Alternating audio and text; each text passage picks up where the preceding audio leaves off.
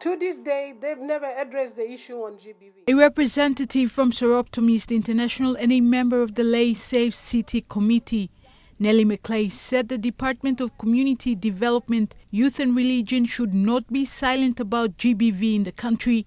Soroptimist International is an organization that has been advocating on gender-based violence for almost 22 years. McLay said the department came up with a national strategy plan for 2016 to 2025 to prevent and respond to gender-based violence that was passed by the NEC in 2016.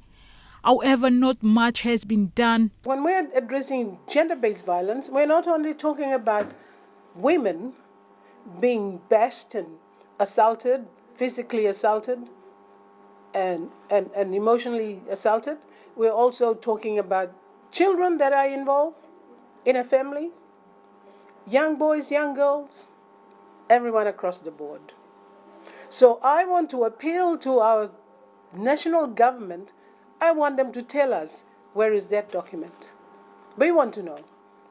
All the NGOs, all civil society, all the government departments, all the provinces should have access to that information.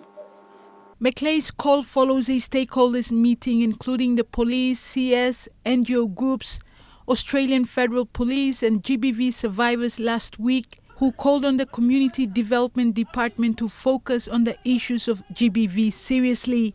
Lae's Police Family and Sexual Violence Unit Officer in Charge, Sergeant Ruth Murup, said it's difficult attending to GBV cases and needs collective efforts. Some of them we refer to our partners to process the IPOs, like the NGO groups, the Family PNG, they process the IPOs on behalf of the victims. So we don't do the job alone. It's everybody's business to do it. Community development has to come in, and that is my question. I haven't seen community development officers going up and interviewing the family of this young girl who just died, who was killed. What has happened to the two children? They are supposed to be a priority, to be looked after. Who's looking after them?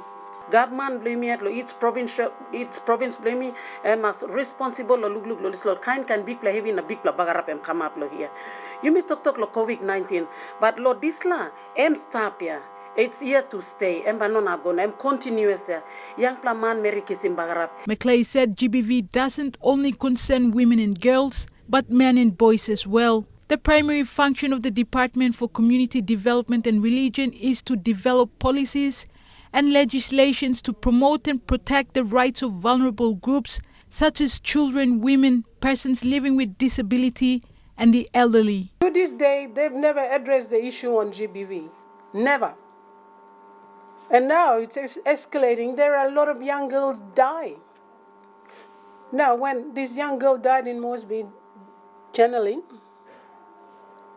that was 3 or 4 weeks ago. Within that span of time, I hear there's another 4 women dying or had dead from some other provinces. To me, it's totally wrong. Totally wrong. We're talking about human resource here. We're not talking about gold or gas or a product. This is the goal. This is the human goal. And we as Papua New Guinean, we need to protect our mothers, our daughters. They're the ones who are giving birth to human resource. Not the gold, it's not the gas. I'm telling you now. I'm just fed up. I'm fed up to see women suffering. Julie Badui, Owa, National EMTV News, Lae.